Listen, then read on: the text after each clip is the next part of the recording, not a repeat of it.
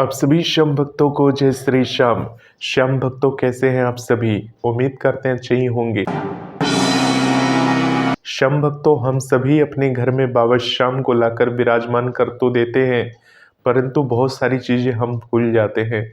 हम अपनी सामर्थ्य अनुसार बाबा श्याम की सेवा करते हैं, भक्ति करते हैं, उनकी पूजा पाठ करते हैं, परंतु श्याम भक्तों फिर भी कुछ न कुछ कमी जरूर रह जाती है। श्याम भक्तों, ऐसा माना जाता है जो भी भक्त बाबा श्याम की दिल से पूरे भक्ति भाव के साथ बाबा की पूजा करता है तो बाबा श्याम उसके आसपास ही रहते हैं। जहां जहां वो जाता है बाबा श्याम उसके साथ चलते हैं। अब श्याम भक्तों, आप में से बहुत सारे ऐसे भक्त होंगे जो ये कहते होंगे कि अगर बाबा श्याम हमारे साथ चलता है तो हमारे साथ कभी कभी अप्रिय घटना कैसे घट जाती है। जब हम कहीं जा रहे होते हैं, रास्ते में हमारे साथ बुरा क्यों हो जाता है?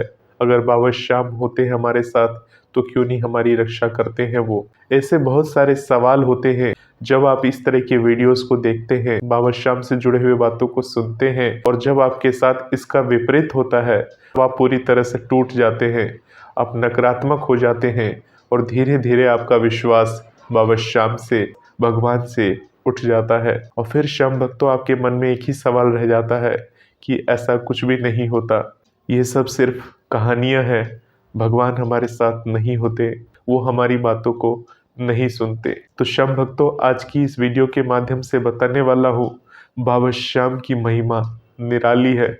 जो बाबा श्याम की महिमा को समझ गया तो समझ लीजिए उसकी जिंदगी सफल है। श्याम भक्तों, अगर आपने बाबा श्याम को अपने घर में विराजमान किया हुआ है और अब तक आपके घर में सब कुछ ठीक ठाक चल रहा है, सब कुछ मजे में दौड़ रहा है और बाबा श्याम की आप जयकारे लगाते हैं, बाबा श्याम के गुणगान करते ही जा रहे हैं, परंतु श्याम भक्तों आपके साथ कोई दुखद घटना घट जाती है तो आप अत्यधिक परेशान हो जाते हैं, निराश हो जाते हैं, बाबा श्याम से प्रार्थना करते हैं कि हे बाबा श्याम, सब कुछ ठीक कर दो, सब कुछ सही कर दो। इस तरह से बाबा श्याम के समक्ष अरदास लगाते हैं, विनती करते हैं।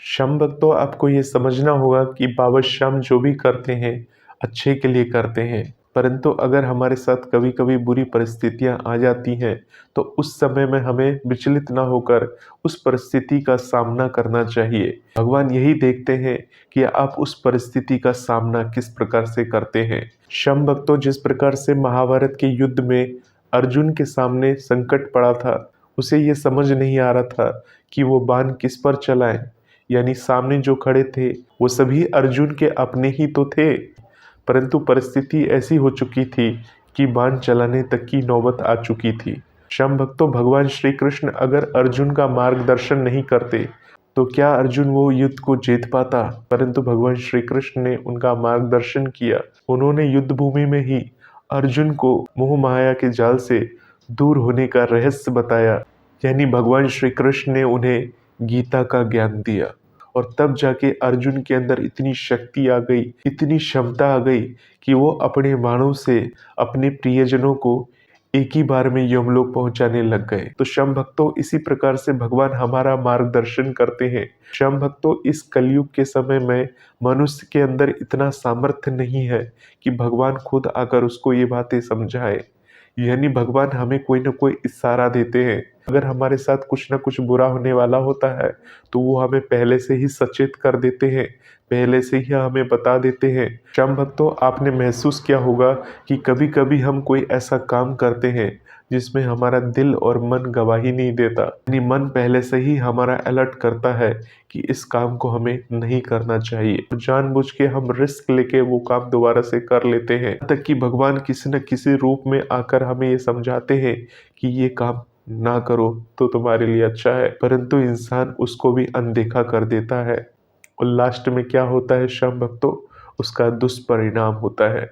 श्याम भक्तों, जिस प्रकार से आप अपने बच्चों को सही रास्ता दिखाते हैं, उनका पालन पोषण करते हैं, उनको अच्छी अच्छी बातें बताते हैं और उन्हें ये कहते हैं कि किस प्रकार से उनका उन्नति होगी, किस प्रकार से उनकी तरक्की होगी, उसका सही रास्ता तो आप अपने बच्चों को दिखाते ही होंगे। इसी प्रकार से श्याम भक्तों, भगवान हमें भी सही रास्ता दिखाने के लिए किसी न किसी को भेज ही देते हैं। अब ये श्याम भक्तों निर्भर करता है कि हमें उन बातों पे अमल करना है या नहीं करना है। शम भक्तों, बहुत सारे ऐसे भक्त हैं जो भगवान की पूजा पाठ करते हैं और वो विपदा में पड़े हुए हैं, संकट में घिरे हुए हैं, चारों तरफ से उन्हें कर्ज ने दबोच रखा है। किसी की घर की स्थिति सही नहीं है, किसी का घर का वातावरण सही नहीं है। अब वो क्या करे? क्या भगवान की पूजा करना छोड़ दे? क्या भगवान की भक्ति करना छोड़ दे? तो शम भक्तों, ये समाधान नहीं है। शम भक्तों, आप सभी को बता दें, अगर हमारे साथ कुछ भी अच्छा होता है या बुरा होता है, ये सब हमारे अच्छे और बुरे कर्मों की वजह से होता है। शम भक्तों, जो भी हमें चुकाना है इसी जन्म में चुकाना है और यहीं पर चुका के जाना है। ऐसी परिस्थिति में शम भक्तों, अगर आपने अपने आप को संभाल लिया, अगर आप वास्तव में बेहद परेशान हैं, दुखी हैं, चाहे उसका कारण कुछ भी हो, तो ये समझ लीजिए ये इस जन्म की एक विशेष परीक्षा है जिसमें आपको सफल हो जाना है। अगर आप जरा सा भी विचलित हो जाते हैं, अपने मन को ईश्वरीय शक्ति से विरक्त कर लेते हैं, ईश्वरीय शक्ति से हटा लेते हैं, भगवान की पूजा पाठ बंद कर देते हैं, भगवान की पूजा पाठ नहीं करते हैं, सबको नेगेटिव कमेंट करते हैं, सबको यही बताते हैं कि भगवान में कोई शक्ति नहीं है, भगवान कभी कुछ नहीं करता, तो श्याम भक्तों, आपके साथ जितना बुरा होना था वो तो हो चुका और जो बचा खुचा है वो हो रहा है। बाकी जब कटने का समय आने वाला था, तब आपने अपने क्रोध में आकर ऐसा अपने आप को कर लिया कि वो पाप कटने की जगह बढ़ता ही चला जाता है। तो श्याम भक्तों, ऐसी परिस्थिति में आपको हिम्मत बांध के रखना चाहिए।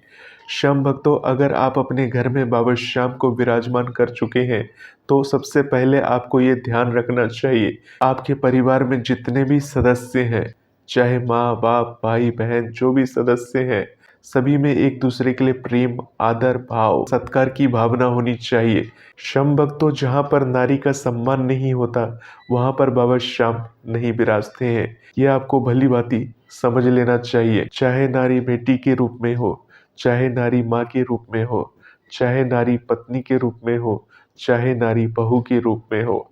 अगर आप एक बहू हैं तो आप अपने सास का सम्मान करेंगे, और अगर आप एक सास हैं तो अपने बहू का सम्मान करेंगे। बाकी अगर आप एक बेटे हैं तो आपको अपने माँ बाप का सम्मान तो करना ही चाहिए।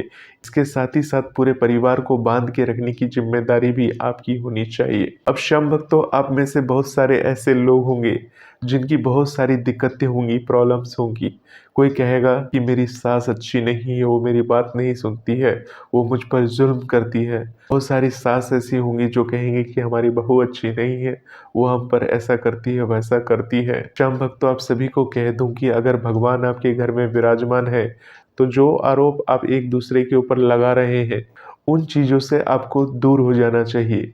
यानी कि ऐसी स्थिति आपको नहीं आने देनी चाहिए, ऐसी नौबत नहीं आने देनी चाहिए। आप कोशिश करिए अपनी तरफ से सबका भला हो, सबको सम्मान मिल सके, ऐसा आपको माहौल बना के रखना चाहिए। श्याम भक्तों, आपके परिवार में से जो भी सदस्य अगर ऐसा माहौल बनाने में सफल हो जाता है तो उसकी पूजा सफल मानी जाती है, और ऐसा माना जाता है कि ऐसे भक्त पर भगवान की विशेष कृपा बनी रहती है। श्याम भक्तों, एक सच्ची घटना, एक चमत्कारिक घटना मैं आपको बताने वाला हूँ।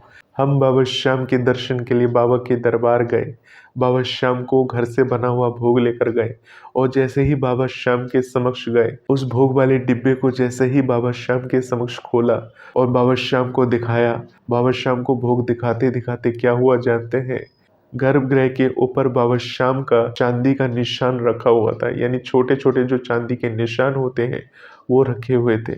तो पुजारी जी बाहर बैठे हुए थे और मंदिर में भीड़ भी नहीं थी बिल्कुल। सिर्फ हम ही बाबा श्याम के समक्ष खड़े थे और बाकी जो मंदिर में लोग थे वो आसपास में नीचे बैठे हुए थे।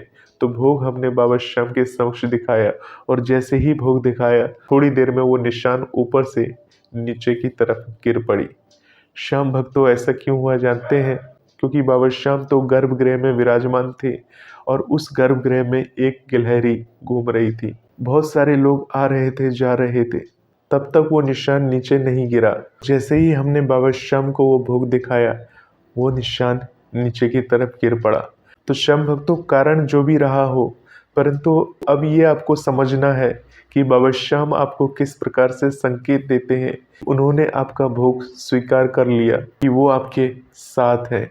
इस तरह से श्याम भक्तों जब हम बाबा श्याम के मंदिर जाते हैं, बाबा श्याम के धाम जाते हैं, वहाँ पर हमें ये महसूस करना है कि बाबा श्याम हमारे साथ हैं, वो हमारे साथ साथ चलते हैं और किस प्रकार से हमें संकेत देते हैं। जब हमारे ऊपर संकट आने वाला होता है, उस समय भी हमें वो संकेत देते हैं, परंतु कभी कभी हम उन संकेतों को अनदेखा कर देते हैं और हमारे साथ कुछ बुरा हो जाता है। परंतु श्याम भक्तों जो नसीब में घटना लिखित होती है, उसको तो कोई भी बदल नहीं सकता। इसलिए श्याम भक्तों आपको किसी भी प्रकार से निराश होने की आवश्यकता नहीं है, दुखी होने की आवश्यकता नहीं है। अगर आप एक सच्चे श्याम भक्त हैं और आपके जीवन में कुछ बुरा हो चुका है, तो भगवान का साथ भूल से भी ना छोड़ना। श्याम भक्तों ये जो चमत्कारी घटना मैंने सुनाई है, ये आगरा नरेश मंदिर की घटना है, जहाँ पर हम एकादशी से एक दिन पहले बाबा श्याम के दर्शन करने के लिए गए थे। बाबा श्याम के नाम आप सभी की अर्जियों को लगाने के लिए गए थे। ये उसी दिन की घटना है। और श्याम भक्तों ऐसी कोई भी घटना घटित होती है तो हम कोशिश करते हैं आप तक उस बात को ज़रूर पहुंचाएं, ताकि श्याम भक्तों बाबा श्याम पर हमारा विश्वास अटल रह सके और बाबा श्याम का ध्यान हम ऐसे ही कर सकें। श्याम भक्तों साल 2024 कुछ समय बाद समाप्त हो जाएगा और साल 2025 आ जाएगा। तो श्याम भक्तों साल 2024 में हमारे साथ जो भी बुरा हुआ, जो भी गलत हुआ, इसे एक कठिन परीक्षा समझकर, भगवान की परीक्षा समझकर भगवान के आगे नतमस्तक हो जाना चाहिए, भगवान के आगे समर्पण हो जाना चाहिए कि श्याम भक्तों इस दुनिया से सभी को एक न एक दिन ज़रूर जाना है। और जैसे कि आप सभी जानते हैं कि इस दुनिया से कोई भी अपने साथ कुछ भी नहीं लेकर जाता, सिर्फ अपनी यादें छोड़कर जाता है। यानी अपने जीवन में ऐसे कार्य करिए, ऐसे काम करिए जिससे अगर अंत समय की प्राप्ति हो तो सीधा बैकुंठ धाम मिले। क्योंकि श्याम भक्तों उस समय में आपको ओम श्री श्याम देवाय नमः या कोई भी बाबा श्याम का नाम लेने का समय तक नहीं मिलेगा। बाबा श्याम को ध्यान करते रहेंगे तो बाबा श्याम आपके ऊपर खरोच तक नहीं आने देंगे, आपके ऊपर सारे संकट को दूर कर देंगे। परंतु विश्वास और आस्था बहुत ही ज़्यादा ज़रूरी है। ये किसी के बोलने से नहीं होती, खुद से महसूस करने की आवश्यकता होती है। खुद से जब तक आप महसूस नहीं करेंगे तब तक आपको ये बातें समझ नहीं आएगी।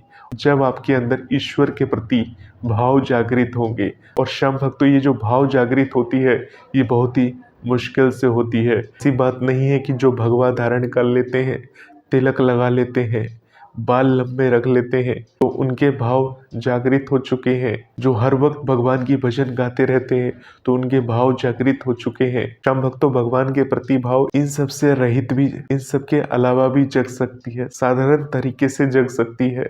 ये सब कुछ आपके ऊपर निर्भर करता है। श्याम भक्तों बाबा श्याम की परीक्षा को समझे। किसी भी कठिन परिस्थिति में, किसी भी कठिन घड़ी में बाबा श्याम का या जिसे भी आप मानते हैं, जिस ईश्वर को आप मानते हैं, उसका साथ ना छोड़ें, उनके साथ बने रहें, उनकी पूजा पाठ करते रहें और ईश्वर के संकेतों को ध्यानपूर्वक समझते रहें, ईश्वर की परीक्षाओं को समझते रहें। जय श्री श्याम।